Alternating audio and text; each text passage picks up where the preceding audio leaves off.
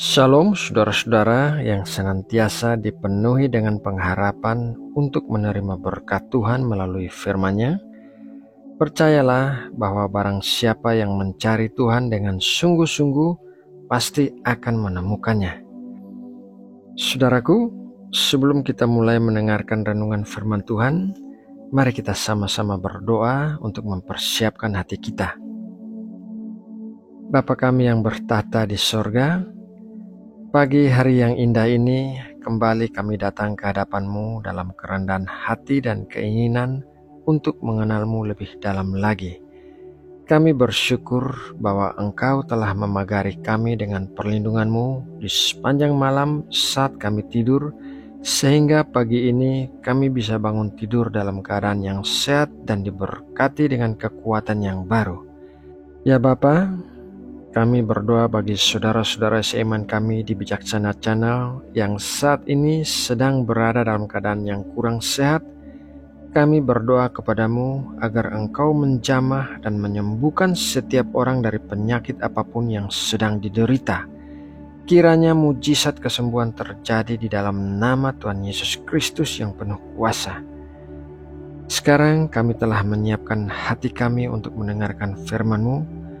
Berkatilah kami dengan pengertian akan pengetahuan firman yang disampaikan, dan berikanlah kami kekuatan untuk bisa menjadi pelaku-pelaku firman.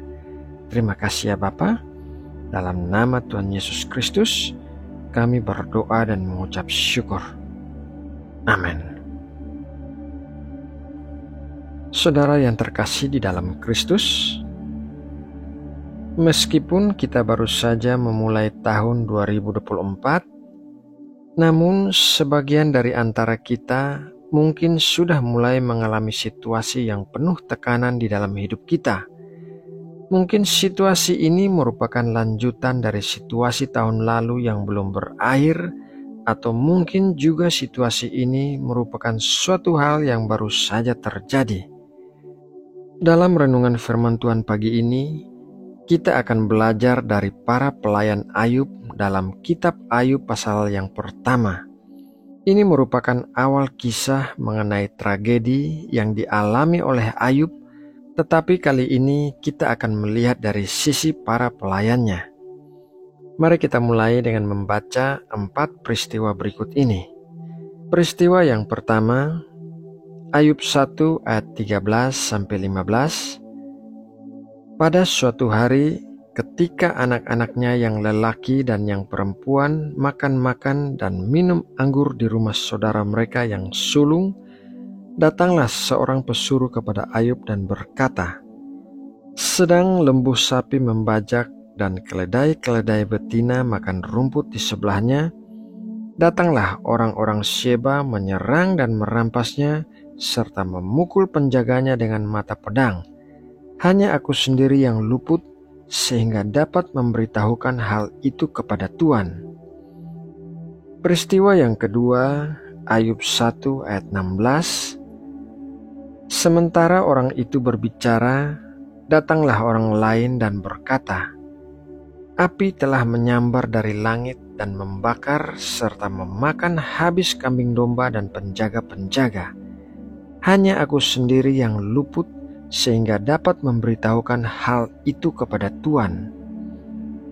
Peristiwa yang ketiga dalam Ayub 1 ayat 17. Sementara orang itu berbicara, datanglah orang lain dan berkata, orang-orang Kasdim membentuk 3 pasukan, lalu menyerbu unta-unta dan merampasnya, serta memukul penjaganya dengan mata pedang. Hanya aku sendiri yang luput, sehingga dapat memberitahukan hal itu kepada Tuhan.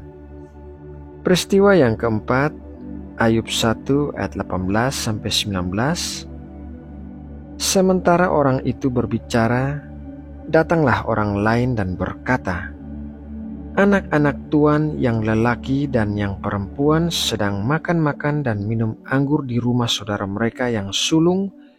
Maka tiba-tiba angin ribut bertiup dari seberang padang gurun, rumah itu dilandanya pada 4 penjurunya dan roboh menimpa orang-orang muda itu sehingga mereka mati. Hanya aku sendiri yang luput sehingga dapat memberitahukan hal itu kepada Tuhan. Saudara yang terkasih, tragedi yang dialami oleh Ayub terbagi dalam 4 peristiwa, di mana dalam setiap peristiwa itu hanya seorang pelayan yang luput dan bisa melaporkannya kepada Ayub. Para pelayan ini tidak sendirian saat mengalami tragedi itu. Mereka sedang bersama teman-teman sesama pelayan.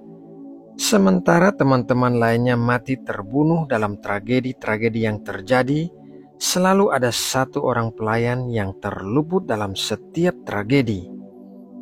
Satu pelajaran berharga yang bisa kita pelajari dari tragedi-tragedi ini adalah dalam tragedi yang seberat apapun yang dialami oleh seseorang, selalu ada harapan setidaknya ada satu orang yang selamat dan berhasil melewatinya dengan baik.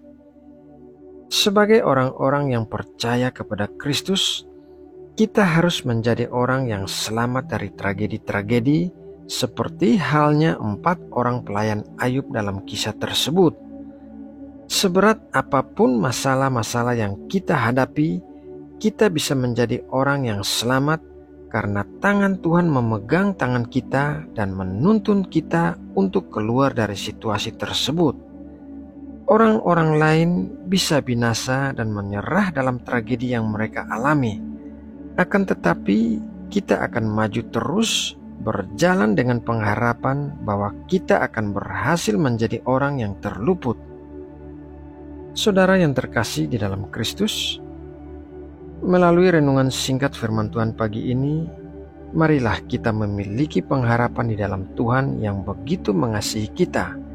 Marilah kita mempercayai bahwa dalam situasi seberat apapun, Tuhan tidak pernah meninggalkan kita. Tuhan akan menjadikan kita sebagai orang-orang yang terluput apabila kita mempercayainya. Nah, saudaraku, demikianlah renungan firman Tuhan hari ini. Semoga renungan pagi ini memberkati dan menguatkan kita semua yang mendengarkan dengan sungguh-sungguh. Mari kita berdoa. Tuhan Allah kami yang maha baik dan maha kudus, terima kasih atas berkat firman-Mu pagi ini. Kuatkanlah kami dalam setiap kesulitan yang sedang kami hadapi, dan jadikanlah kami sebagai orang-orang yang terluput. Kami percaya tangan-Mu selalu memegang dan menopang kami. Terima kasih ya Bapa. Sebentar lagi setelah selesai bersateduh, kami akan segera melakukan aktivitas kami hari ini.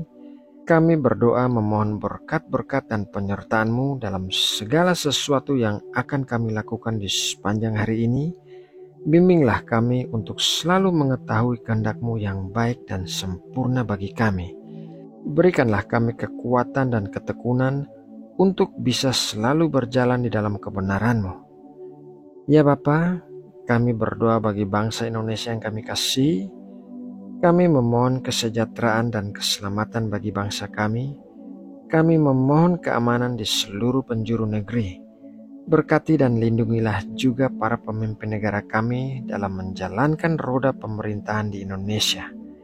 Terima kasih ya Bapa atas kemurahan dan kebaikan-Mu dalam mendengar dan menjawab doa-doa kami. Dalam nama Tuhan Yesus Kristus, kami berdoa dan mengucap syukur. Amin.